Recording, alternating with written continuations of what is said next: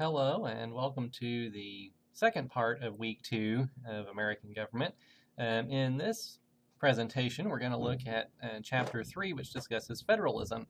So we're going to be looking at how the different levels of our government, specifically the state level and the federal level, interact.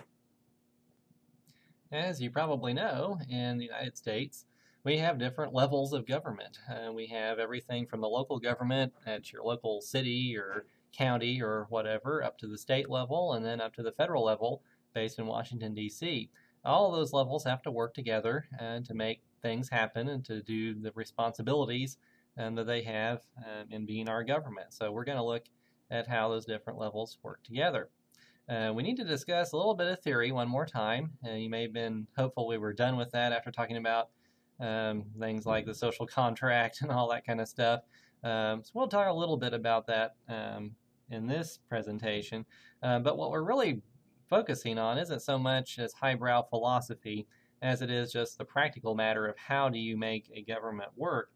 Specifically, when you're trying to govern a country as large as ours, how do you effectively arrange government in such a way that it can do a good job both at the local level and also the national level? Because there are some things, of course, that are more efficiently done at the local level. You don't want anyone in Washington, D.C., bossing around your dog catcher in Neosho, for example. But on the other hand, there are things that need to be done at the national level, such as national defense and interstate, international commerce, and all kinds of things like that. So how do you balance all of those responsibilities and make sure that it actually works for everybody? So we're going to take a look at what the different possibilities are and how to arrange a government in this way, and then see why our government is structured the way that it is. Now we're going to look at the major options of how we can arrange government in different levels like we've been talking about to kind of make things happen. The most simple one is the unitary government.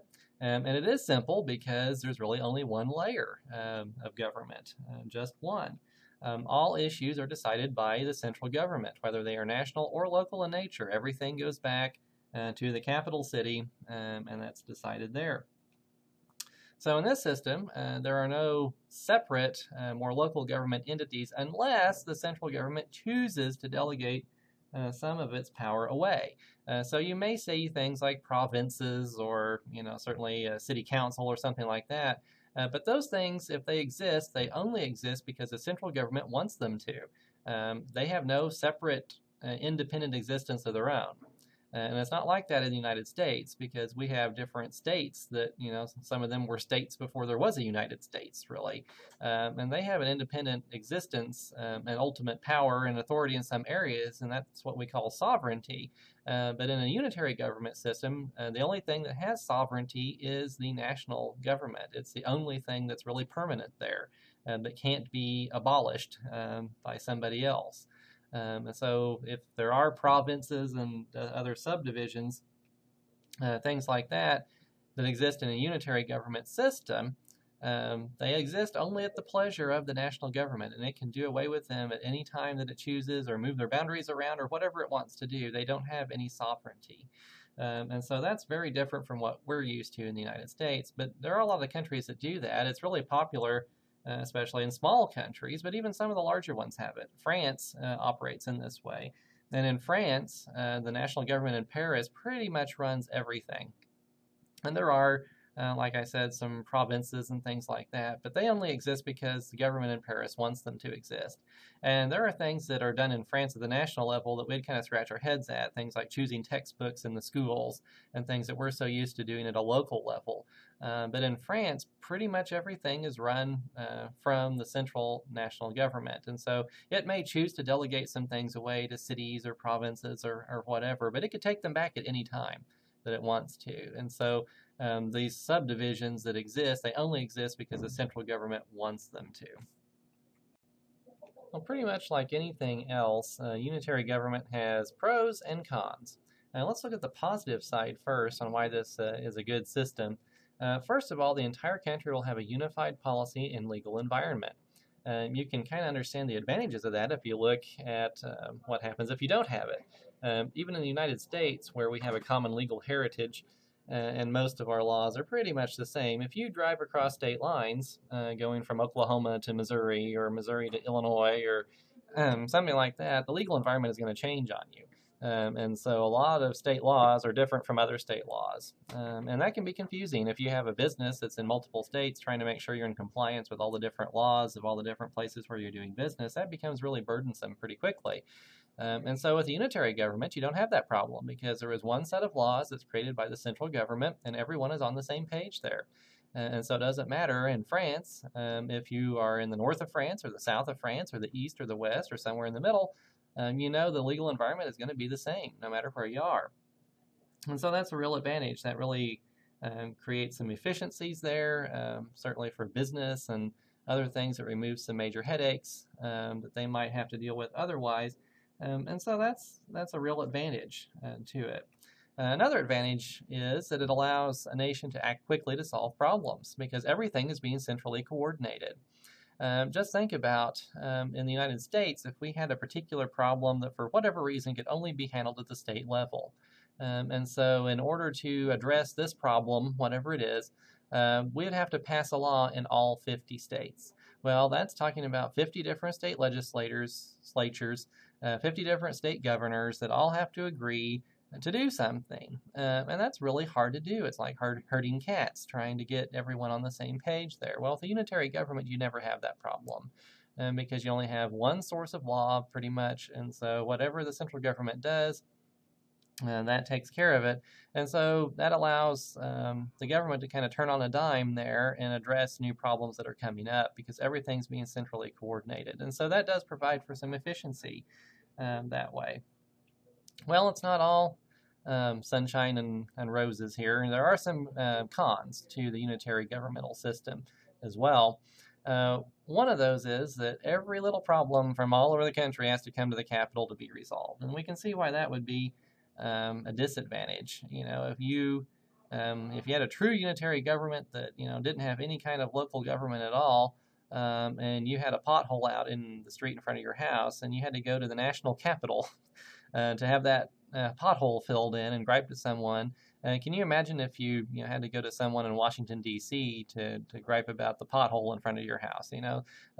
That's just kind of, in some ways, the unitary government's efficient. In some ways, it can be inefficient too, because if you're dealing with all of these little problems from all over the country and they happen to come to one place and to be resolved, that can be kind of burdensome on the citizens having to deal with that. So that can be a real problem there. Another problem is if the central government messes something up, the whole country is up the proverbial creek. So if the central government makes a mistake and does something that ends up being bad, that's going to affect the entire country. There won't be one corner of the country that's spared from that mistake. And in the United States, we're kind of lucky in a way because it's been called the laboratory of democracy because we have 50 different states that can try 50 different things if they want to. And so if California passes a stupid law that's really burdensome and messes something up, the other 49 states can look at that and say, ooh, I'll never want to do that, and so the only people that are affected are people in California. And so that in France, if the government messes up and passes a stupid law, then everyone in France is going to be negatively affected. And so in some ways, it allows governments to kind of try out things without messing up the entire country if we have a more decentralized government. But in a unitary government where the central government controls everything, if it messes something up, it's going to really affect the entire country. Well, as a general rule, the unitary system tends to work best for smaller countries. When you have a pretty small country, there's really no need to have different states and things like we have in the United States here, and breaking the government up into different levels. It really doesn't accomplish a whole lot. If your country is small to begin with, it just makes sense to have one central government that takes care of everything. And they're pretty easy to administer if you have a small geographic territory that you're in charge of. And just have one national capital that's pretty much in charge of everything. So that's usually the most popular customer of the unitary system is smaller governments or smaller countries. So there are pros and there are cons. It cuts both ways, but a lot of countries around the world have this system. We've already seen the unitary government as one major option and how to organize things. Another option is a confederated form of government. In a confederation, you have a group of smaller states or countries that come together to form a single nation. And so that's kind of what happened in the United States' history that we already saw last week, as we had a group of small states come together to form a larger country. In this system of confederation, the ultimate sovereign power is left in the hands of the constituent subnational governments. In other words, again, using the U.S. as an example, when the states first came together, the different states were the sovereign governments. They had the ultimate governing authority. But they came together to form a larger entity, the United States. But they, as we saw, pretty much wanted to keep the power in the hands of the states. And so that's the way the confederation system works, is that the smaller units are the ones that are ultimately in charge. And so we have some examples of that today. For example, in the European Union, there are a bunch of different countries have come together, and they share some responsibilities. They have some laws in common. They have a capital in Brussels, but that capital in Brussels doesn't really tell them what to do on a lot of different issues, things that are very important like national defense, foreign policy. Lots of other things are controlled by the different little countries that make up the European Union. So France and England and Germany and all those different countries, they still hold the ultimate sovereign power. They let the national government, or the European Union government in Brussels borrow some of that power, but they still retain the ultimate power in the subnational governments, we would say, the constituent governments.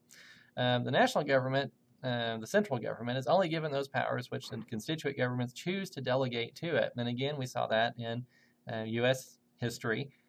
When we started with the Articles of Confederation, the different states were only willing to give up a few powers to the national government, and not enough, as it turned out, to really do a good job. So they didn't give up the power to tax, for example. They kept it. And so the national government only gets a very few powers which the state governments, in this case, choose to actually hand over to it.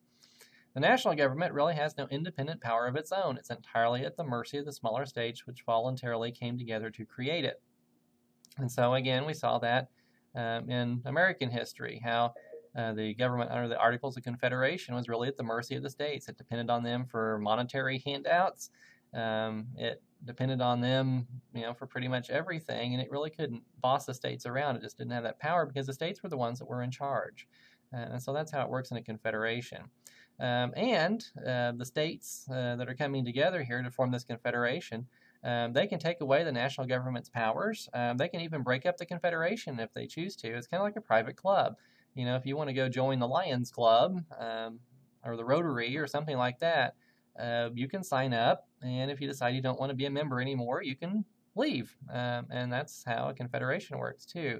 It only has life because the different constituent little governments that have come together give it life. And so they can alter it or end it anytime they want to, really. So again, the best example of this that we've already been familiar with is the United States, which followed this model under the Articles of Confederation. And it was called a confederation for a reason, because that's how it was structured. And so the different 13 states that came together during the Revolution, they only gave the national government the powers they wanted it to have, and they retained the ultimate sovereign governing authority themselves. And so that's why the central government was so weak, because it was really at the mercy of the states.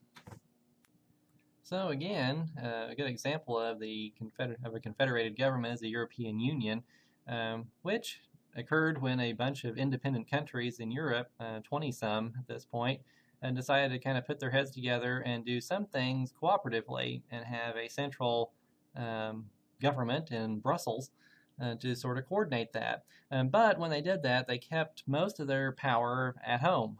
So the national governments in Paris or London or Berlin or wherever really hold most of the cards in the system, and they just delegated some of their powers away to the central government in Brussels to coordinate certain things. But the big areas like foreign policy and national defense and things like that, they kept at the national level, which in this case is kind of like our state level. It'd be the analog, looking at our governmental system here. So really the subunits, which are in Europe, or these different small countries, they retain the lion's share of the power there and don't give away too much of it to the central government.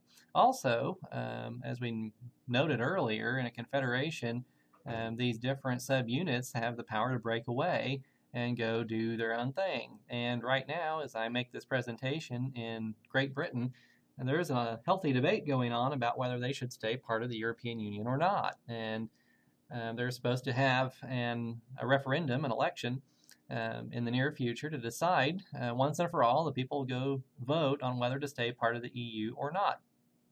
And so the mere fact that they have the power to break away is something somewhat remarkable, and really proves that it really is more of a confederated form of government than anything else, where the power is mostly held by little parts rather than the central government. Again, just like anything else, there are positives and negatives about this. One positive is it gives lots of freedom to small local groups, and those local entities are usually better at understanding and solving local problems. You can imagine, if you're sitting in Southwest Missouri and you have a pothole in front of your house, would you rather go gripe to someone in Neosho about that, or even Jefferson City, or would you rather have to go to Washington, D.C. and complain about the quality of the road in front of your house in Southwest Missouri, which is several hundred miles away? And you can kind of see intuitively that these smaller local groups are going to better understand their own problems, at the local level, and so be better able to address those things. Sometimes one size doesn't fit all, and so if you're trying to run everything through a central government, that leads to certain inefficiencies sometimes, and they aren't able to address different problems in different locations quite as effectively. And so with this system, giving all that power to those smaller units, they're better able to address their own local problems a little bit better sometimes. However, there are negative aspects as well, and we saw that already looking at U.S. history, how having a weak central government sometimes makes for a cumbersome decision-making process and a slow response time. We saw that in the U.S. history chapter there, looking at Shays' Rebellion, how there was this problem that arose in Massachusetts, and the national government was almost powerless to do anything about it. They just couldn't get their act together very quickly. And so when you have a system like that, that can be a real issue. And the European Union has seen this happen, where there are 20-some different countries. They all send their representatives to Brussels, and they all discuss problems, but they're speaking 30 different languages or something like that. And they all basically have to agree on something before it happens. And once that happens, they have to go home and convince their home governments that it's a good idea. And it's really cumbersome. It's hard to get things done, especially quickly. And so that can be a real issue. And we already saw, as I've alluded to, the problems under the Articles of Confederation. They couldn't put down Shays' Rebellion. There was really no centralized control of interstate commerce. They didn't have the power to raise taxes on their own. They were dependent on handouts from the states. And so the national government was just so weak, and it caused a lot of problems. And so sometimes, those negative consequences can overwhelm the positives. But there are good qualities and bad, just like anything else. But certainly we did see in our own national experience that it can be a bad thing. During the Civil War, you probably know, the southern states tried to separate from the United States and formed the Confederacy. And the Confederacy, as you might have guessed, was a confederation. It was really an attempt to move back to a looser central government with more power held by the states. And the Civil War was about a lot of things. Slavery was one of them. But it was also about what they called at the time states' rights. And really it was a debate between the people who believed in a strong national government and the idea that once a state has joined the United States, has given up some sovereignty, and it cannot leave just because it feels like it. And the southern states who felt like that even though they had joined the United States, that they ought to have more control locally over their own issues, particularly regarding slavery, and that they ought to have that power, and that it was like joining a club, that they could leave anytime they wanted. And so many of the states in the United States decided to leave and form their own country, and that's how the Civil War started, was the northern states trying to get the southern states, force them to come back into the Union. And so really they were trying to go backwards a little bit and have a confederacy again. So anyway, and the Civil War was a lot of things, but it was a debate about how strong the central government ought to be.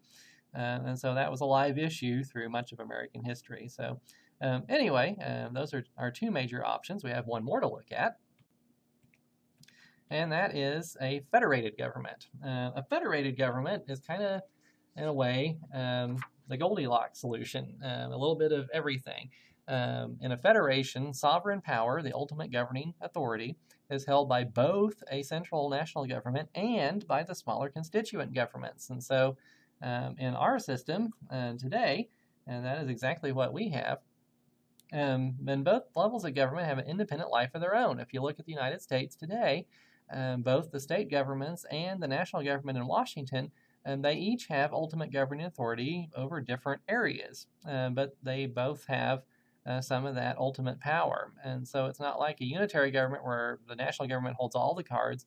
It's not like a confederated government where the states would have almost all the power. But both levels of government each have an independent life of their own, and they share that power.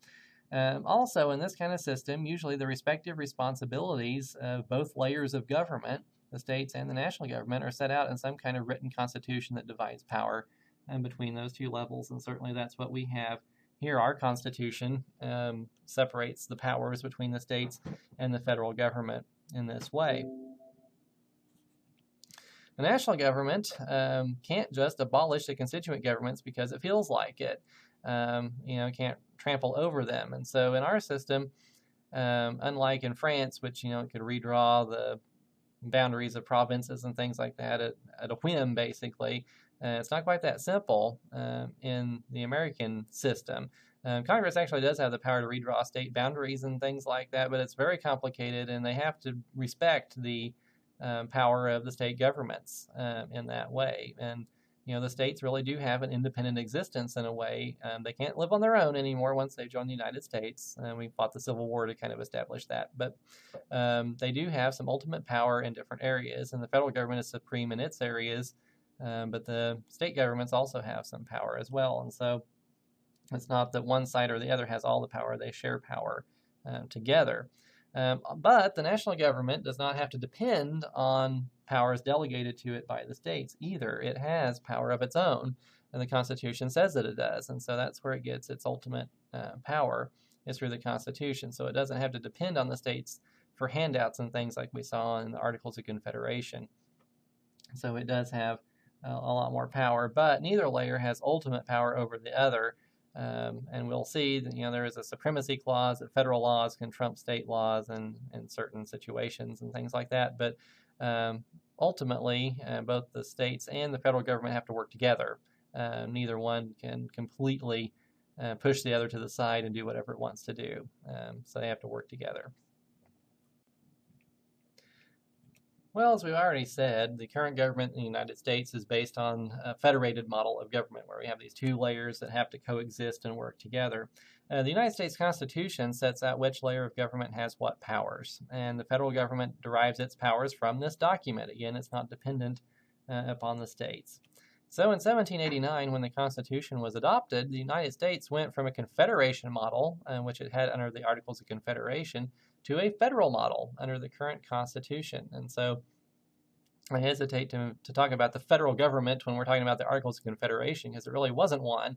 It was a national government, a central government, but it wasn't a federal government. And so we kind of just use that word as synonymous with national government today, but really it has a more specialized meaning than that.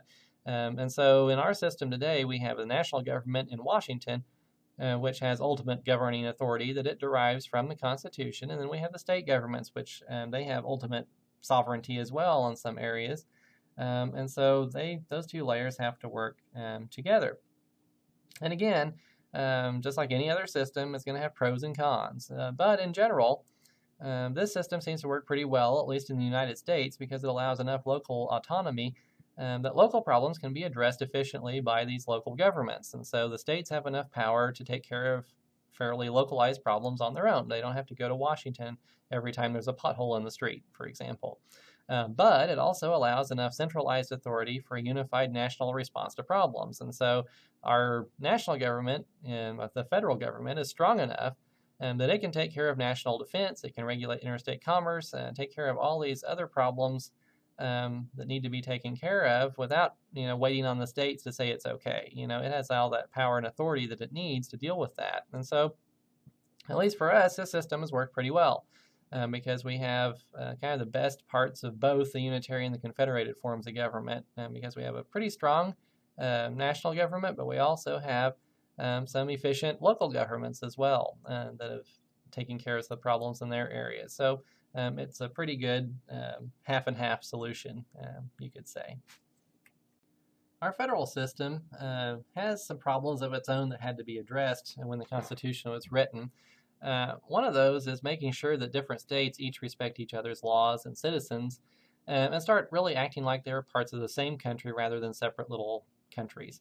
And when we looked at American history earlier, we saw that really the different colonies and then later that became states, they had their own culture, they had their own way of doing things. They really didn't have any common history together except they all started from Great Britain.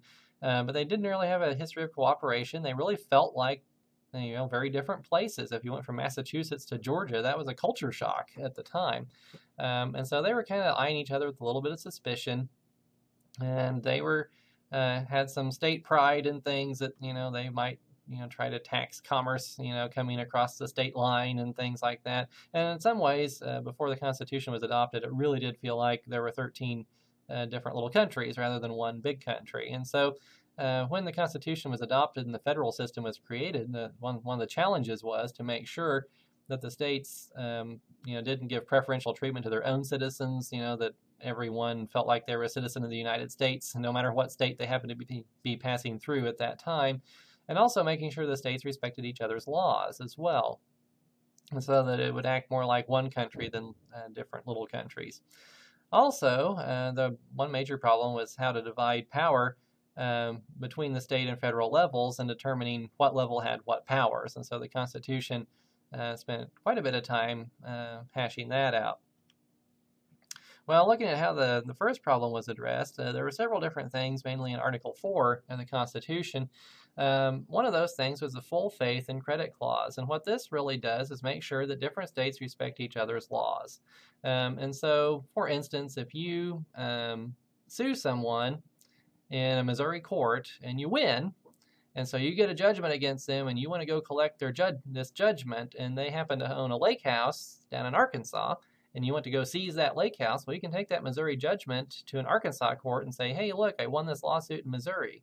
And so I need to be able to go seize this guy's lake house to satisfy my judgment. Well, the Arkansas court will look at that, and we'll have to respect that Missouri judgment, even though it was a Missouri court that decided it, not an Arkansas court. And so it's just problems like that. We have to make sure that different states will respect each other's laws. And we saw some problems come in with that, for instance, fairly recently, where some states had legalized gay marriage and others hadn't. Did the different states have to respect those marriages that were conducted in other states? And that's a moot point now, since the Supreme Court legalized gay marriage everywhere. But for a while, that was an issue. So you can see how these kinds of things would crop up. And so the full faith and credit clause was put in there to make sure that, by and large, and it's actually a complex area of law, but for the most part, different states have to respect each other's laws and give effect to them. And so if you entered into a contract, for example, in Illinois and then came to Missouri, and asked a Missouri court to enforce that contract, they would have to look at Illinois law and respect Illinois contract law that was used to create that contract. And so we just want to make sure that every state respects the laws of the other states. And so they can't just turn their nose up at, the laws of a sister state. And so that's what the full faith and credit clause was designed to do. We also have the privileges and immunities clause, and that was designed to make sure that the different states treat citizens of other states fairly, basically.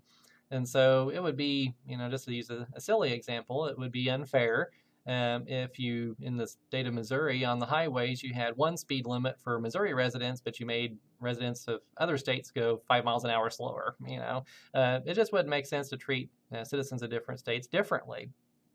It would be wrong if Missouri tried to prohibit, non-Missouri residents from purchasing land in Missouri, for example. We don't want a state to treat other Americans as second-class citizens within the state boundaries. And so the Privileges and Immunities Clause was designed to prevent that from happening.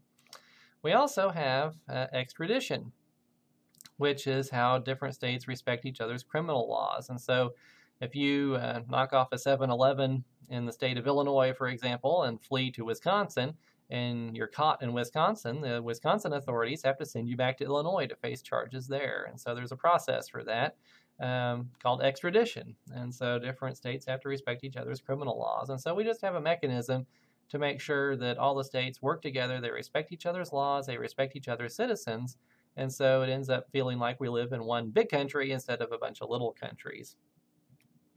The second problem is how do we divide power between the state and federal levels, and that gets to be kind of a broad topic.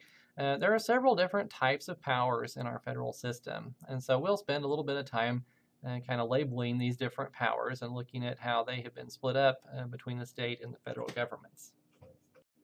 There are several different kinds of powers that we can talk about that the government has, or in some cases doesn't have.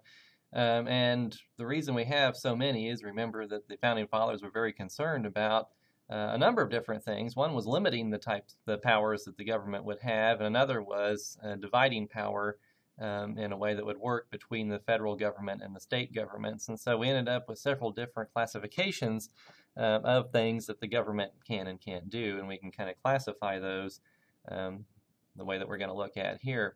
The first one is expressed powers.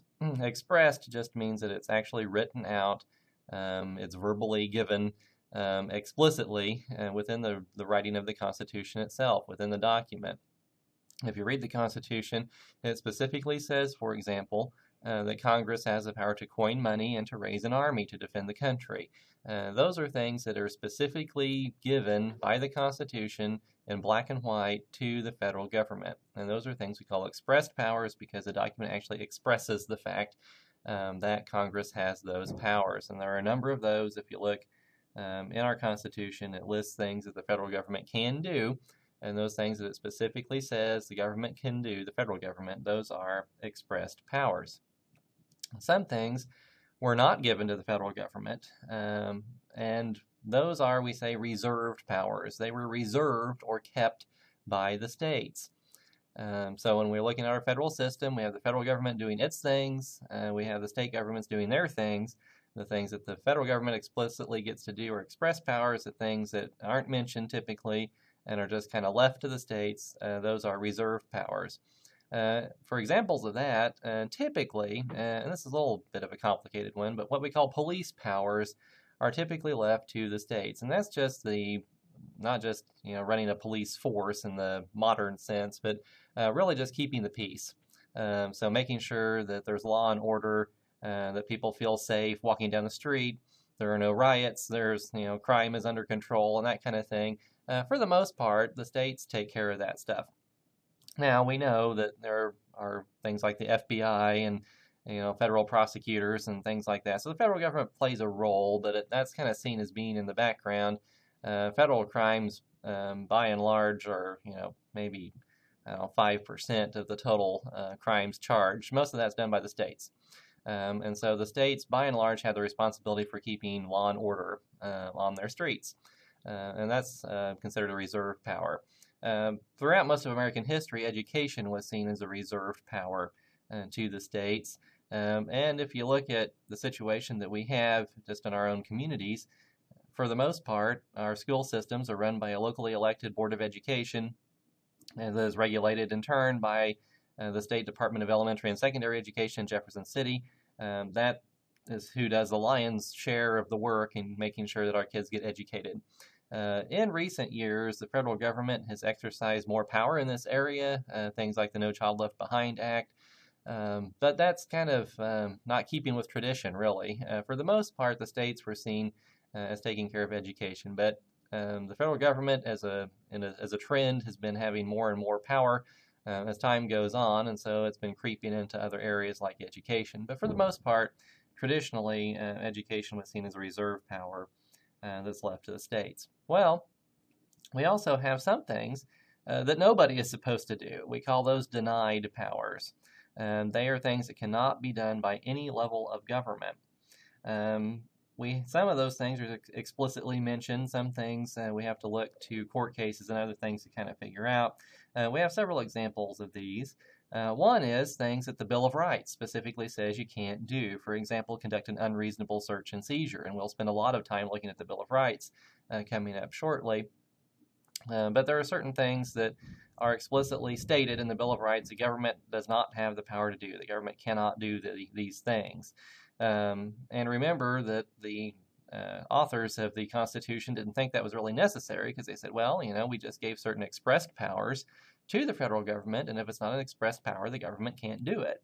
But that wasn't good enough for a lot of people. They just didn't trust the federal government to not expand its power, and history has probably shown that they were right about that. Its power has grown over time. So the Bill of Rights specifically says that there are certain things the government may not do, such as unreasonable searches and seizures. It can't inflict a cruel and unusual punishment on a criminal. That's what the Eighth Amendment says. Can't prohibit free speech and things like that. So the Bill of Rights certainly lists some things the government cannot do. Another specific example is called a Bill of Attainder. This is kind of an odd duck, but it actually did come up from time to time in British history. Parliament once in a while would pass one of these things, and it's grossly unfair. And what would happen is the federal, or the government at the time, whatever it was, would just pass a law saying so-and-so is guilty of a particular crime. So this person who was accused of a crime would not get a trial, would not go before a judge, there would be no jury, just Parliament or whatever it was would go and pass this law declaring that someone is guilty of a crime, then they would be punished for it. And that was seen as unfair because the political process really has no place in the criminal justice system. And so what ended up happening was that people who were unpopular, at least with the people who were in charge of the government, they would get convicted of crimes just by popular vote within the parliament. And so that was seen as very unfair, kind of perverts the course of justice. And so the Constitution goes out of its way to specifically say that Congress cannot pass a Bill of Attainder. So nobody can be declared guilty of a crime by Congress. That's unconstitutional.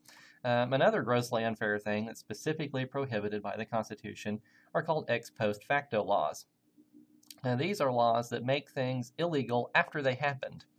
And then you go back and punish the person who did the thing before the law was actually passed. Okay, so again, grossly unfair. So if, for example, on Monday, spitting gum out on the sidewalk is completely legal. You see Joe spit gum out on the sidewalk on Monday. You go to the Congress and say, I really think spitting gum out on the sidewalk is a horrible thing, and we need to punish people who do that. So Congress passes a law on Tuesday that says spitting gum on the sidewalk is illegal, and it's retroactive in its application. I mean, you can go back and punish people for doing it before the law was passed.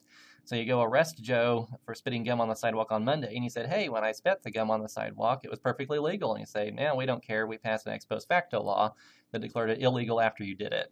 Well, you can see how that's unfair, because you need to be aware of what the laws are before you're accused of breaking them. You can't break a law that hasn't happened yet, So an ex post facto law is specifically prohibited by our Constitution. So those are examples of denied powers. Just something that the Constitution says no part of the government can do.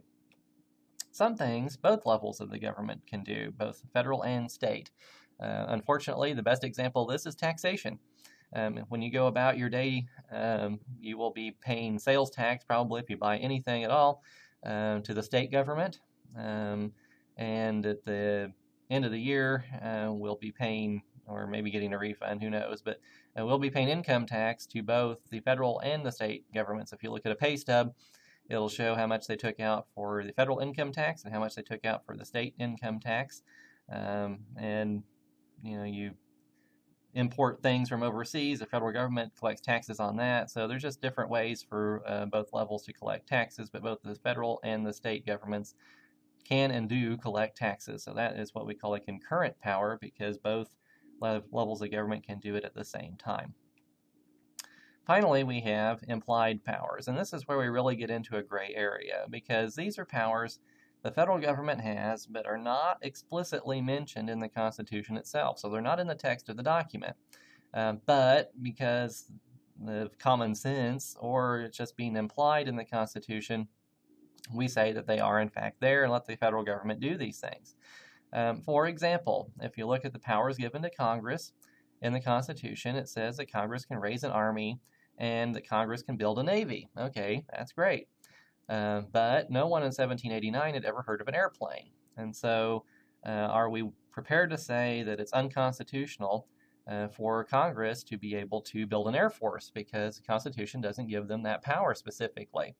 Well, what we can kind of glean from the Constitution is that the Founding Fathers wanted the federal government to defend the country. They wanted it to provide for the national defense.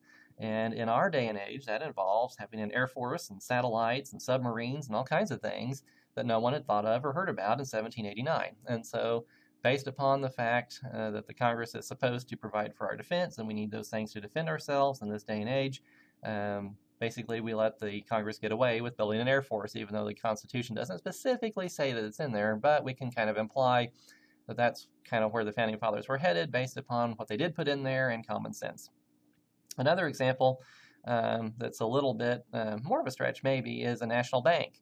Early in American history, whether Congress had the power to create a national bank or not was a huge political issue. But the proponents of that kind of ruled the day for a lot of years. They pointed out that what the Constitution does do is give the power to Congress to create the money supply. They can coin money or print banknotes or whatever they need to do to create the US dollar. Okay, well, in order to actually control the money supply, if you know anything about economics, you really need some kind of central bank in order to regulate the money supply and how much the dollar is worth, to control interest rates and all that kind of stuff. So what they can say is that, well, because the Founding Fathers specifically gave the Congress the power to create our money supply, by implication, it makes sense that Congress would also have the power to create a national bank. Now, that's a little bit more of a gray area, and like I said, there was a huge amount of debate about that. But over time, like I said, the federal government's power has grown and grown, will imply all kinds of things that the federal government gets the power to do. We'll look more about that a little bit later on. But it's worth pointing out when we're looking at implied powers, states do not like implied powers because states like to be able to do their own thing without the federal government nosing in on their business. Well, when you're starting to imply powers that aren't specifically mentioned, that means the power of the federal government is growing. And the states don't like the power of the federal government to grow because when it grows, their power shrinks. And so they don't like the federal government nosing in on things that are traditionally state powers, things like education. And so typically state governments aren't real fond of implied powers, but they do exist, and I think it's pretty obvious some of them are quite necessary for our functioning. So those are the main types of powers that we see on our different levels of government in our federal system. Something that might have surprised our Founding Fathers to learn is that the different ways that the powers are separated between the federal and state levels is really something that changes with time. As we've gone through American history, and the relationship between the states and the federal government has really changed a lot since the Constitution was ratified, and today continues to evolve, and it goes back and forth a little bit. The general trend is the federal government's power has grown quite a lot, but it goes back and forth depending on who is in charge. And so it is really something that's been dynamic. Probably the Founding Fathers thought, okay, we figured it out. This is how the powers will be separated between the federal government and the state governments, and that's that. But that's really not what has happened throughout American history. What we actually see happening is the federal government is really always trying to kind of horn in on new things all the time. The states are always trying to test the limits of their authority and kind of pushing back against the federal government. And sometimes that relationship has been very contentious between the state governments and the federal government. And so there's been a lot of debate about what the limits are of the different levels of our federal system. So let's take a little bit of time to look at how the relationship between our two layers of government has changed throughout American history. First of all, remember that when our country started out in the 1700s, we really had a bunch of independent little states which acted like they were little countries unto themselves in many different ways. And so we saw them acting that way under the Articles of Confederation, which had a very weak central government. And the states pretty much did whatever they felt like. There was very little coordination between them. And so the states held almost all of the power under that system. And so when the Constitution was adopted, we finally had a stronger central government. That really changed things up quite a bit. Our founding fathers felt like if the states maintained some power, even under the new, stronger central government, then the federal government would have a hard time becoming too powerful and oppressive, or vice versa. The states wouldn't be either if they were splitting that power up between these two different levels. And that was something that was really on their minds, because they really felt like the British had been tyrannical. They had been very unfair, very mean, very much authoritarian, do what I tell you and don't ask any questions. They really didn't want to repeat that experience, and they really were leery of creating a new, strong central government that they were afraid would just step into the shoes of the government they'd had with the British that was pushing them around all the time. And so they saw the ability to split powers between the federal government and the state governments as a way to really prevent that from happening. By splitting the power up, it would keep either level from becoming too powerful. And so those two levels could kind of bicker a little bit among themselves, and as long as they weren't conspiring together, then that would protect the people from having too powerful of a government. Well, this idea of splitting government into different levels, into different sources, it's really traced back to a French philosopher named Montesquieu. And he really had the original idea of having the separation of powers, and that is a mechanism to prevent tyranny. And so he was a very influential thinker at the time the Constitution was written, and we see his influence in a couple of different ways. One is having the three branches of government within the federal government, and separating it into legislative, executive, and judicial branches, and kept power from being concentrated too much in any one part of the government. And so that was really his ideas at work. But you see the Founding Fathers really taking that principle and applying it in a number of different ways. And one way that they applied it was to separate the state government and from the federal government and divide the powers up between those two levels. That really was a Montesquieuian idea to keep power from being concentrated too much in any one place. So, and that kind of went well with the feelings of the time. In 1789, when the Constitution was being adopted, the different states really didn't feel like they had all that much in common with each other, and we've already talked about that. The cultures were very, very different, especially from north to south, and the different states, they kind of eyed each other a little bit with suspicion, and they didn't really want to be bound too closely together. If you talk to someone from that time, they would probably have said, "I'm a Virginian," or "I'm a Pennsylvanian," or "I'm a Georgian," but they wouldn't have said, "I'm an American." That'd kind of been an afterthought. And so in an environment like that, where state loyalty was paramount, they really didn't want to, get all together with their sister states and be bound together too closely. So letting the states continue to have some power was really essential to making everyone agree to this system. And so it was really kind of a no-brainer to separate the powers between the federal and the state governments and make sure that the states did have a significant amount of power in the system, even though we had a stronger central national government. Following the ratification of the Constitution, though, there were a lot of unanswered questions about the federal system. No one had really ever tried this before in world history. We didn't know how it was going to work. Montesquieu's ideas had really never been put into practice very well. And this was really just kind of a laboratory experiment. Is this idea really going to work to where we can separate powers out, have three branches of government, and they'll all work together, and then not only that, but have two layers of government in our federal system, the federal government and the state governments. How is that actually going to work together? And so after the ratification of the Constitution, it was really kind of unknown how this was going to work, if it was going to work at all. Right after the Constitution was adopted, a lot of folks thought that the states were going to be just as powerful as they had been before, that the federal government really wasn't going to be that much more powerful than the national government had been under the Articles. But remember that the Founding Fathers wanted the federal government to be much more powerful. After Shays' Rebellion, they really saw the need for having some kind of strong central government that was controlling things nationwide, and so we start to see that play itself out. But the states wanted to see how much they could get away with, and so it took some time for there to be all this sorted out to where everyone kind of realized that the federal government was really going to have some teeth. And the Supreme Court really played a key role in figuring all of this out because they had the ultimate authority to state what the Constitution really meant. Interpreting the law was really what they were designed to do. And so the justices of the Supreme Court had several chances to weigh in, and they used that opportunity to give the federal government a whole lot of power of a kind that the old government under the Articles would never have had. And that really kind of made people sit up and take notice and say, oh, well, this federal government, it's really going to have some major power.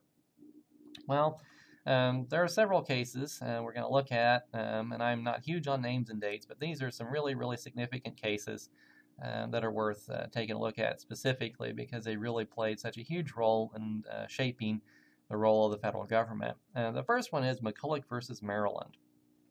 And in McCulloch, what was going on was that there was a national bank that was created by the United States Congress. Remember, we looked at that as an implied power earlier.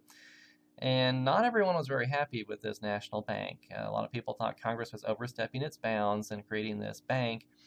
Didn't like it very much. And so some, especially at the state level, really looked at it with some suspicion. And what Maryland decided to do was there was a bank branch of the Bank of the United States in Maryland. And so the Maryland government said, fine, we're going to tax this bank that belongs to the federal government.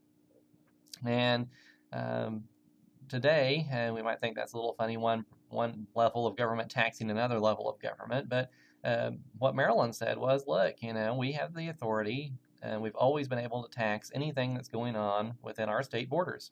And this bank exists in our state borders, and so we're going to send it a tax bill. Thank you very much. Well, the federal government, the Bank of the United States, really didn't like the direction that this was going, and so they refused to pay Maryland's tax bill. And so there was a lawsuit, and it finally ended up at the Supreme Court. And the Supreme Court weighed in on this and said, you know what, if the government of Maryland can tax this bank that the federal government has created, then it has the power to run it out of business. And the Chief Justice at the time made a famous statement that said, the power to tax is the power to destroy. And what he really meant by that was, maybe, and I don't know what the tax rate was in Maryland at the time, let's say 5%. If they have the power to tax the Bank of the United States at 5%, they would also have the power to tax it at 100% and just completely run it out of town. And so giving that kind of power to the state government to rule over anything the federal government was doing didn't make much sense in our system, because supposedly what the federal government did was supposed to be supreme. And so the states weren't supposed to be able to overrule that just if they felt like it. And so the Supreme Court said the state government had no power to tax the federal government, or its bank in this case. And so that really established that there was some sort of supremacy there, and that the federal government was free from interference from the states that it was supposed to be trying to glue together here. So McCulloch versus Maryland was a hugely important case on that front. And the second case was Cohens versus Virginia. And this case was about a lottery. And the U.S. Congress at the time, and again, we're talking late 1700s, early 1800s for all these cases. At that time, the federal government had allowed a lottery to function. And there was a gentleman named Cohens who was in the state of Virginia who was operating under this federal law and allowed him to run a lottery. Well, lotteries were illegal under Virginia state law. And so the authorities in Virginia said, stop it. And Cohen said, but look, there's this federal law that says I can do it. And the Virginia people said, we don't care. This is Virginia. Virginia says you can't do it, so stop doing it. Well, Cohen's fought this all the way through the courts in the state of Virginia. And it got clear up to the Virginia Supreme Court. And the Virginia Supreme Court said, Virginia law is clear. You can't have a lottery. We don't care what the federal government says. You can't have your lottery, and that's that. Well, ordinarily, a state Supreme Court is going to have the ultimate ability to interpret the law within the state borders. And so the Virginia Supreme Court thought that, once it spoke, it was like God, and everyone had to say, okay, and that was it. But the Supreme Court of the United States took the case and ended up overruling the Virginia Supreme Court and saying that because Cohen's was operating under federal authority, federal law trumped state law. And so that was big for a couple of reasons. First off, it really did establish that the Congress, the laws that it passed, were more important in some ways than state laws passed by state legislatures. It also showed that the Supreme Court could overrule a state Supreme Court. The U.S. Supreme Court could come in and reverse something that a state Supreme Court had done. And so that was something that was new and really established the supremacy of the federal government, really kind of put the states in their place on that score. And I just saw that the U.S. Supreme Court is misspelled in this slide, so I apologize for that. I was sloppy. So those are our first two cases. Our third case is called Gibbons versus Ogden. And this also did a lot to kind of establish the boundaries of areas in which the federal government could reign supreme. And this case was about steamboats that were going back and forth between New York and New Jersey. And remember that interstate commerce was one of the things that was specifically given as an explicit power, express power, given to the federal government to regulate, because we didn't want the different states acting like little countries and establishing trade barriers and customs offices or something on the state line between the different states. And so we wanted the federal government to be able to regulate interstate commerce. Well, these steamboats going back and forth between New York and New Jersey, that was clearly interstate commerce, but New York was trying to regulate them. And what New York said was that, look, Congress theoretically has the power to regulate these steamboats. The Constitution says they did, but they haven't used it yet. Congress has passed no laws saying what steamboats can or cannot do going between New York and New Jersey. And so until the federal government steps in, we're going to step in there and regulate these steamboats. And what the Supreme Court said was no. Just because Congress hasn't exercised its authority doesn't mean it doesn't have the authority, and states need to butt out of areas where the federal government has been told it has the power to do what it wants to do. And so, again, this really diminished the powers of the states. And so you see a trend here. The U.S. Supreme Court is stepping in and really kind of fencing in the states a little bit. They were used to doing whatever they wanted to do under the old system.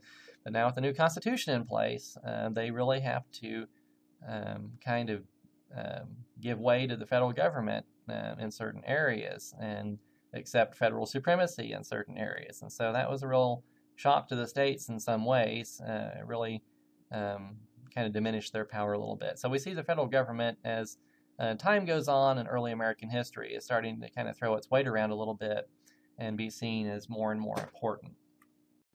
As we saw the power of the federal government start to grow, not everyone was happy about that.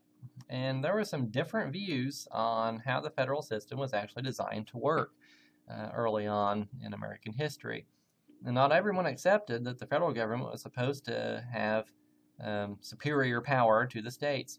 And there were a number of folks that espoused the view called dual federalism. And the idea here is that states and the federal government were equal in power, they just had different areas of responsibility. And there is some truth in that. We saw how we have express powers and applied powers that the federal government gets to do, and then we have reserve powers that the state gets to do. And the idea here was that really neither layer of government was more important than the other. It's just that the federal government had certain responsibilities, things like interstate commerce and raising the army and defending the country and things like that, that it was supreme in because that was its job. But then there were also things that were left to the states, and they had things like police powers and education and stuff like that. And they were supreme in those areas, and that neither level was more important than the other. And as a consequence of that, neither one really had the ability to tell the other one what to do. And that ended up becoming problematic. And because if you accept the fact that the federal government isn't in some way superior to the states, then we go back to the situation we had before we passed the Constitution, where we had a confederation rather than a federation, and the states could really do what they wanted to do. and that's kind of what we were trying to get away from. But there were a number of people who thought, even under our Constitution, that was really the idea, that the states still had supreme power, and they had sovereignty. The federal government had sovereignty too, but it was in different areas, and so the states, were just as important as the federal government. And the federal government really didn't have any moral authority of any kind or legal authority to tell the states what they were supposed to be doing, really in any area. Well, this ended up becoming a problem that just kind of grew and grew and grew over time. And it was also tied up with the whole idea of slavery, which was percolating in the background throughout the first half of the 1800s. This idea of dual federalism eventually led to the idea of nullification. And this was the idea that states, because they were equal in status and power to the federal government, just didn't have to accept laws from the federal government that they did not like. And again, this was caught up with tensions between the North and the South, mainly over slavery, leading up to the Civil War.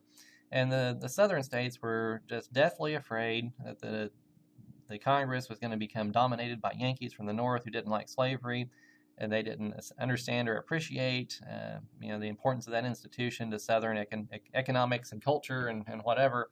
And so they were going to use their power in Congress to restrict slavery in the South, or even outlaw it altogether.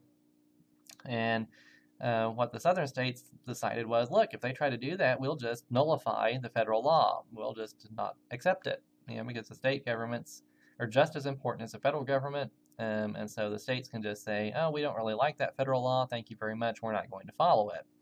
And I don't think that's at all the idea the Founding Fathers had in mind, but there was certainly a large minority of people before the Civil War who thought that this made perfect sense, because they had been used to the idea that states were just as important, if not more important, than the national government under the Articles system.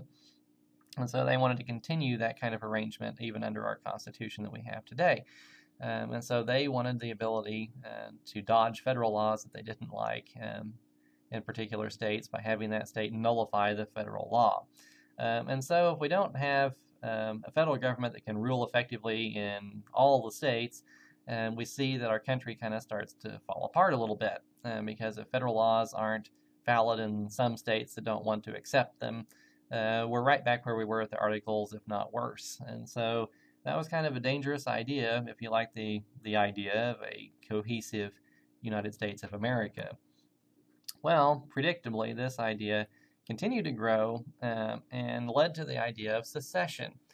Secession is the idea that the states that came together to form the U.S. did so voluntarily, just like joining a private club, just like you might go join the Lions Club or the Rotary or something like that. And just like you could leave one of those clubs if you chose not to be a member anymore, the states were free to cancel their membership and leave the United States at any time that they chose to. So, again, this is kind of a dangerous idea, because what it's really saying is that the states are really independent little countries that kind of temporarily just decided to come together and be one United States, but they can take their ball and go home anytime they get angry at the federal government. And that really undercuts the power of the national government. So we're really not a one nation anymore. We're a bunch of little countries that just happen to be working together in a club called the United States. And so very different ideas of the nature of our governmental system. And again, these ideas were very popular in the South leading up to the Civil War. And eventually what we saw was the southern states secede from the Union, and they put this theory into practice. They said, okay, we really don't like what the federal government is doing. We think that they're hell-bent on outlawing slavery, which is our lifeblood of our economy. And so, we don't want to accept federal laws anymore, and because we don't like what the federal government's doing, we can just decide to quit the club that's called the United States and go form our own new club called the Confederate States of America. And that's what they attempted to do, and that's what touched off the Civil War, is putting these ideas into practice. And so the southern states, tried to leave the Union, while the northern states, they didn't see it this way at all. They saw that the federal government had been set up to be, in some ways, superior to the state governments. They saw things like the Supremacy Clause in the Constitution that said, no, the states have to accept as valid federal laws, and those will override state laws. they saw the formation of the United States under the Constitution as a situation where the states were giving up some of their sovereignty and giving it to the federal government in Washington. And once that sovereignty has been given up, you can never get it back. And so once you join the club, you can't leave. It's like the Hotel California. You can check out, but you can never leave. That's a joke. I'm sorry if you're not familiar with the Eagles. But anyway, so the idea was that once the states had joined the United States of America, they could never just take their ball and go home and leave. And so these two ideas were really the philosophical underpinning of the U.S. Civil War. Again, slavery was kind of the underlying issue there that was causing the friction, but it was two very different philosophical systems were colliding too. The southern states believing in dual federalism, the northern states believing that the Union was not just a club you could leave whenever you felt like it, and that the federal government was in some way superior. And so that was kind of what was going on leading up to the Civil War in 1860. So when we look at the Civil War, we like to think it's just about slavery and freeing the slaves. In reality, that ended up becoming about that, but it wasn't on, we were several years into the Civil War before Abraham Lincoln issued the Emancipation Proclamation that would free the slaves. That was kind of almost an afterthought in a way. And slavery was the catalyst. It was really an important thing. It was kind of the straw that broke the camel's back there. But it was also a philosophical battle between the southern states who believed in nullification and secession, and the northern states who believed that states couldn't just leave the United States on a whim, that they had given up the right to do that when they joined the country. And so that was really what was going on in the Civil War. It was really a battle to defeat the ideas of nullification and secession and force the southern states to stay in the Union whether they wanted to or not. So that was a huge struggle in the Civil War, which I hope you will learn about in a history class. Was an extremely bloody affair. Lots of people died because of these ideas. In order to save the United States was the view of the northern armies, and to have the freedom to leave was what the South was fighting for. Well, of course, the North won, and with the North's victory in the Civil War, that really discredited nullification, secession, and, for the most part, dual federalism. Not entirely, though. And what we see being talked about, leading up to the Civil War, during the Civil War, was something called states' rights, the idea that the states really had the ability to do what they wanted to do for the most part and couldn't be pushed around by the federal government. Well, even after the Civil War, that debate continues to this day, and there are still states' rights is being talked about, and people get upset at the federal government for overreaching sometimes and trying to push the states around more than they think it ought to be able to. So that debate really hasn't died entirely, but the whole idea of nullification and secession died with the Confederate States of America after it was defeated in the Civil War. So that really changed the whole discourse about that. After the Civil War, everyone pretty much was forced to accept the idea that the federal government was supreme in some areas at least, and the states couldn't just thumb their nose at it whenever they felt like it, that they couldn't leave the Union just because they were unhappy. They were kind of stuck in the United States, whether they liked it or not. So that's what the Civil War did. Ideologically speaking, on the subject of federalism, was kind of put those things to bed, although dual federalism, in some ways, the whole idea of states' rights, that continues to the present day. That debate will probably always go on about how much power we should give to the federal government, and that's probably not going away. But following the Civil War, the federal government really began expanding its power over the states in new ways. And so we kind of put that debate to bed, and so the federal government took that opportunity, and there were some new constitutional amendments were passed, the 13th, 14th, and 15th Amendments. We'll look at those in more detail later. But it was telling states how to treat their own citizens. It's really what the purpose of those amendments were. If you're going to generalize, it was making sure that first of all, outlawed slavery entirely within the United States. It also was trying to force states to treat those former slaves equally, which, if you know anything about American history, that's had a mixed record of success on that. But at least that's what the Constitution now said through these new amendments, was that the states had to respect the rights of their own citizens. Well, that was something that was new. The federal government coming in and telling a state how to treat its own citizens was not something that would have happened before the Civil War.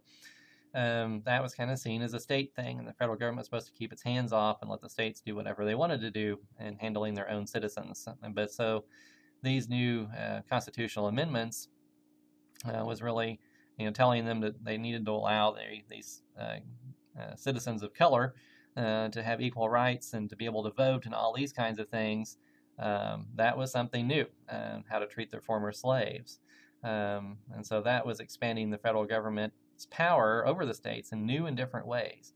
The 14th Amendment contained a due process clause, which forced the states to be fair to their own citizens and to protect their own citizens' rights. And we'll look at how that works again later on. But for now, it's worth noting that this was really an intrusion upon the states by the federal government, telling them how to treat their own citizens. And so this was really represented an expansion of federal power.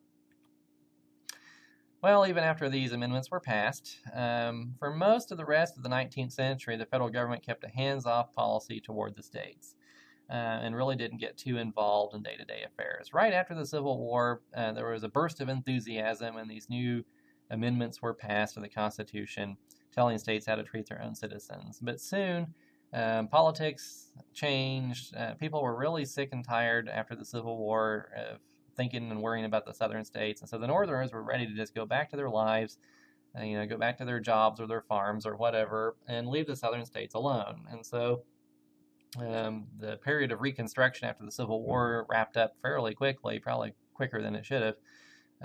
And kind of the states kind of went back to doing their own thing. And the federal government tended to keep a hands-off policy toward the states for most of the 19th century. And so what's kind of unusual for us to understand is for most of this period, the federal government did not have a lot of relevance in the everyday lives of individual Americans. You or I can't get through a day without interacting with the federal government in some form or fashion. If we turn on a TV or a radio, we're dealing with a station that's regulated by the federal government through the FCC. If we go to a bank, usually they're going to be insured by the FDIC, which is part of the federal government. If we send something in the mail, that's going through the federal government's post office, and they had that back then too. But that was kind of the exception rather than the rule. But even if we're driving on a highway, that's usually a lot of that's been funded by federal tax dollars. If we buy gas, we're paying federal sales tax on the gas.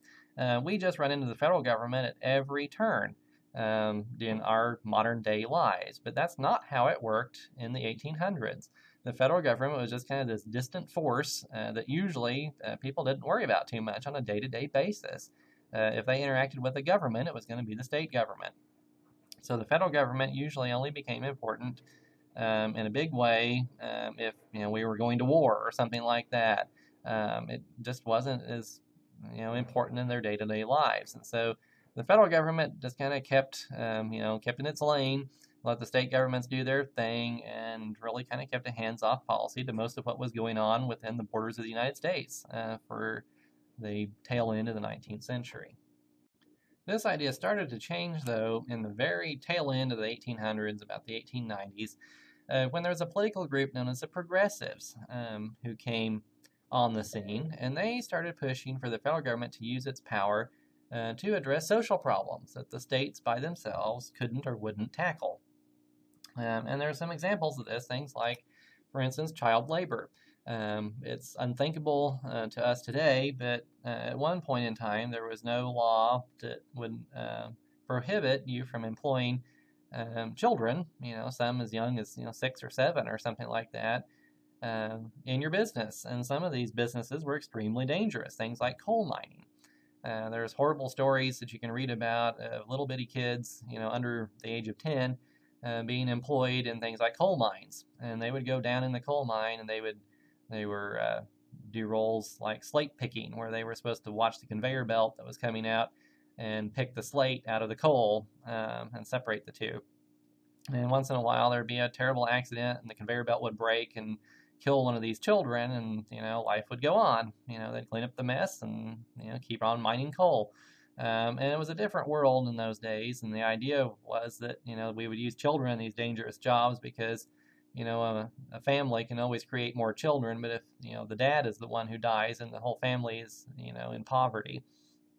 And so it was just a kind of a brutal time, and people started to be very concerned about what was going on here. But this was not a problem really the states were capable of tackling on their own, because in states where coal mining, for instance, was a huge industry, like Kentucky or West Virginia, the coal companies had such a huge influence there that they could kind of boss the state government around and keep them from regulating child labor. And so the progressives saw, well, there was one entity that had the power to control something like this, and that was the federal government. And so they started pushing to regulate child labor, and they were eventually successful in that, pushing through some laws that were intended to protect kids from these dangerous activities and things. Another example was regulation of food and drugs. We're very used to the idea that anything we go buy at a pharmacy has been checked out by some government official to make sure it's not going to kill us, or that it might actually work to cure us. That was not the case for much of American history. Up through the early 1900s, food and drugs were not regulated by, well, anybody, probably, but if they were, it was by the states. And so there was no one, USDA inspectors, checking to make sure that your beef was uncontaminated. There was no one testing drugs to make sure they worked and they weren't going to kill you. None of that stuff. And so that looked to be such a huge undertaking that looked like only the federal government could take care of it. And it really got to be a problem. There was a book called The Jungle that came out early in the 1900s that really shocked people, because it wasn't supposed to be about this, but it took place, part of the plot took place in a meatpacking plant, and it was very realistic and very gross about what was going on in these meatpacking plants. And it just, everyone in America kind of revolted at the idea, some of the things that were ended up in their sausage. And there was a real push on to kind of regulate these things. And so eventually there was some legislation passed through Congress that did that started to kind of regulate the food and drug industries to make sure to protect people's health.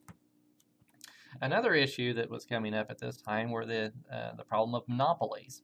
A monopoly is more than just a board game. It's a situation where you have a company that is the only company in its industry because it's eliminated the competition either through running them out of business or buying them up. And we had monopolies in several important American industries in the 1800s. For example, U.S. Steel was the steel company in the United States, and it bought up or ran off all the competition. And if you wanted to buy steel in America, it was going to come from U.S. Steel. And oil was also a monopoly. Standard Oil had taken over the oil industry in the United States. If you wanted oil, it was going to come from Standard Oil. There was no other choice, no competitors. And what the progressives argued was that, we all love free enterprise and people to be able to succeed in business. But part of the reason we like free enterprise is the idea of competition. If we have different players in the marketplace and consumers have choices, that'll tend to keep prices down.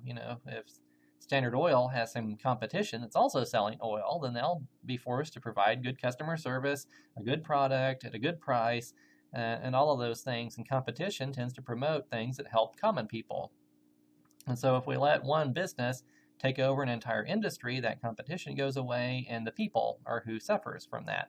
And so they wanted to bust up these monopolies. And so there were some laws that were passed, famously the Sherman Antitrust Act. And a trust is just basically another name for monopoly, that was designed to bust up these monopolies and force these businesses to sell off parts of themselves so there would be competition in the marketplace once again. And so we see the federal government really flexing its muscles in this area in a way that it had never done before, and trying to kind of take care of areas that the states couldn't address on their own. So that went on for a little while, but still the states were pretty much taking care of most problems that occurred within the country. What really started to change the picture, though, was the Great Depression of the 1930s. It's really hard for us to understand, if you haven't lived through it, what the Great Depression was really like for people. Within most living memory, we haven't had anything even approaching the Great Depression. We've had hard times, but this was where people were extremely destitute. Large parts of the country, the population didn't know where the next meal was coming from. Millions and millions of people were out of work. People were really, really desperate. And in that situation, the states were overwhelmed trying to take care of this. And for the most part, just taking care of the normal health and welfare of their citizens had been seen as a state job, but they were just not up to the task. And so the federal government stepped in a new way with what was called the New Deal. When Franklin Roosevelt was elected president in 1932, he came to the office with new ideas of ways to expand the power of the federal government in order to help people, to put them to work, to make sure they were fed and not going hungry, taking care of their basic needs. And that was something very new, because feeding hungry people, whatever there were of them, if any government had been paying attention to that, it was a state problem, where the state governments were doing that. Giving people jobs was not something the federal government had done before. And so the New Deal really changed things, because it took an active role in making sure people had food on the table, giving them welfare, basically, giving out handouts of money, making sure that people could take care of their families. It also created a whole slew of government agencies just with the sole purpose of creating jobs for people who didn't have jobs. And there were things like the Civilian Conservation Corps, the CCC, that went around building like parks and roads and bridges and things like that. There were huge federal projects, and the Hoover Dam was built during this time. The Tennessee Valley Authority started building dams in the Tennessee Valley area to create electricity, and really those were all just projects to give out-of-work guys something to do and a way to earn a paycheck. And so the federal government being involved in this way to really take care of people's day-to-day needs and make sure they had a livelihood, that was something that had never been attempted before. And so it alarmed a lot of people, frankly, that the federal government would get involved in people's lives in this way, but it did. And people again began to notice, really for the first time, that the federal government began taking a role in their everyday lives. Suddenly there were a lot of people, a huge percentage of the population, that, if they had food on the table, they had the federal government to thank for that. And so the federal government had been kind of this distant force that we really didn't deal with on a day-to-day basis, other than maybe going to the post office. And suddenly, it was in every facet of life. All these new government programs had been started to make sure that people's basic needs were met. And so people really began to notice the federal government in a huge way, and it began to take on much more power and authority than it had ever done before. It just kind of let the states do their own thing in a lot of areas, but suddenly it really started feeling its oats a little bit and becoming a force to be reckoned with in the American governmental system. Not just letting the states take care of these problems, but it was really taking an active role in areas where it had never been active before. So we've seen how the federal government really started to throw its weight around during the Great Depression in that period. It's a fair question to ask, where did the federal government get all these new powers that it had never used before? Where did it get its authority for doing these things that it was doing, like feeding hungry people and creating these new agencies and jobs and building dams and that kind of thing? Well, a couple of places it pointed to in the Constitution, but the main one was the Commerce Clause. And this is the humble little part of the Constitution that says the federal government has the power to control interstate commerce, which is the commerce between different states or between the United States and other countries. And so the Commerce Clause seems pretty straightforward. The federal government gets the power to regulate commerce that's taking place between different states. Okay. Well, through a series of decisions, the Supreme Court said that the Commerce Clause was way more important than anyone had ever thought about it being before, and very much more broad. The Supreme Court decided that it meant that the federal government could regulate anything affecting interstate commerce. And that's a huge difference if you're just regulating the commerce itself or anything affecting interstate commerce. Well, what do I mean by that? Well, let's take a moment and look at a silly example. And I know it's silly, I freely admit that, but I think it perfectly illustrates what's going on here. let's say that you decide that you are going to grow carrots in your own backyard. Let's say that you live in Neosho, Missouri, and you have this nice little garden plot in your backyard, and you decide that you're going to plant and grow carrots in your backyard. Okay. Well, these carrots, let's say you get the seed from Missouri, from some grower in Missouri. You plant the seeds in your garden that's in Missouri. Your carrots grow and spend their whole lives growing in Missouri. When they get big and ripe and juicy or whatever, you go yank those carrots out of the ground and you cook them on your stove, which is in Missouri, and you eat them in Missouri. And so the carrots live their entire lives in the state of Missouri, never leave the state. Okay. Well, let's ask ourselves a question. Could the federal government, using the Commerce Clause, perhaps regulate your growing of carrots in your own backyard? And let's remember, you have never put these carrots into the stream of interstate commerce. You have never tried to sell any to someone in Oklahoma or Kansas or Arkansas or wherever.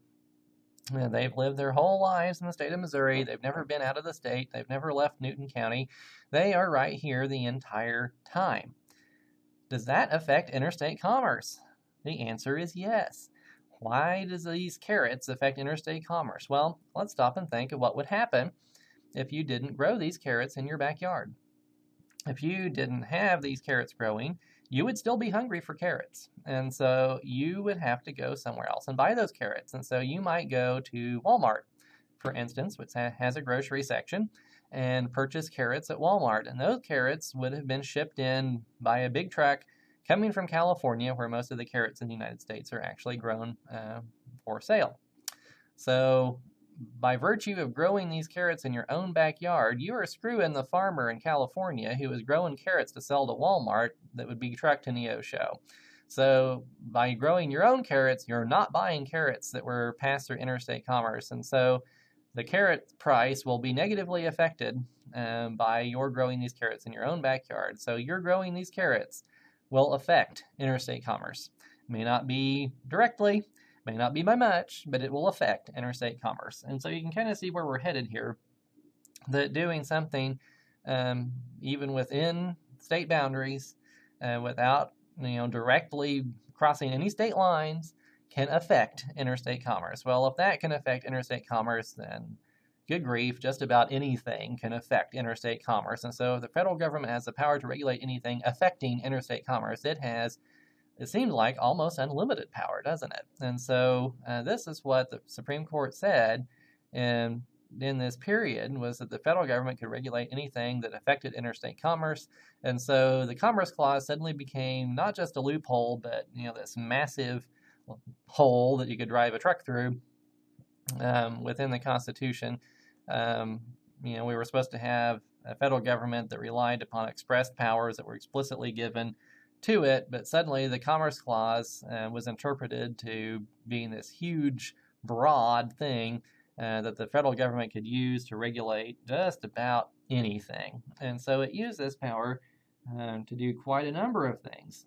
For example, in 1964, this is a period of American history where we started to see the civil rights struggle, where people who were not white started wanting to be treated equally and not as second-class citizens anymore. And so we saw the civil rights struggle. Martin Luther King Jr. and other leaders of that movement started to demand equal rights, as they should have. And so the federal government started to kind of want to help out a little bit during the 1960s and pass some laws to put an end to discrimination. And during this period, there were some, for instance, motels where they were discriminating against black customers. And so they would only accept white people staying in their motel. And Heart of Atlanta Motel was discriminating in this way. And the federal government had passed a law that said you can't do that. And the Heart of Atlanta Motel, which, was not an interstate business at all, it didn't think, it was just there in the middle of Atlanta, it said, how can you have the power to regulate me? I can do what I want, and the federal government should have anything to say about it. I'm in Georgia. I'm not crossing state lines to be a motel. I'm just staying right here within my state borders, so you shouldn't be able to regulate me. And what the Supreme Court said was, no, this kind of discrimination affects interstate commerce. because if you're traveling from one state to another, you need to be able to stay in a motel. And if you can't find anywhere to spend the night, that's going to negatively affect interstate commerce. And so the Congress has the power to regulate these kinds of accommodations and say, no, you can't discriminate based on race. And so the Heart of Atlanta motel case is just another example of how this power that the federal government had was really being used to do things that didn't obviously have anything to do with interstate commerce, but affected it in some way. And so the power of the federal government just grew immensely during this time. Well, a new model was started to kind of take shape in this period, and this was the idea of cooperative federalism, and it really blurred the lines between what the states were doing and the federal government was doing. And we kind of saw that in practice even with, as far back as the Great Depression, where states were normally the ones that were supposed to be responsible for the welfare of their citizens and making sure they didn't starve to death and that kind of thing. But we saw the federal government taking a role in there. And so the idea of cooperative federalism is that the states and the federal government, they're not just on two completely separate levels that can't have anything to do with each other. In fact, that they can work together to try to solve the same sorts of problems. And that's okay, and we should expect that. And so that was kind of an idea that ruled the day there for a while during this period from the Great Depression up through probably the 60s and part of the 70s anyway. And we really saw kind of the culmination of this idea and another expansion of federal power in a program that happened during the administration of President Lyndon Johnson in the mid to late 1960s called the Great Society. And here we saw the federal government really flexing its muscle in this way.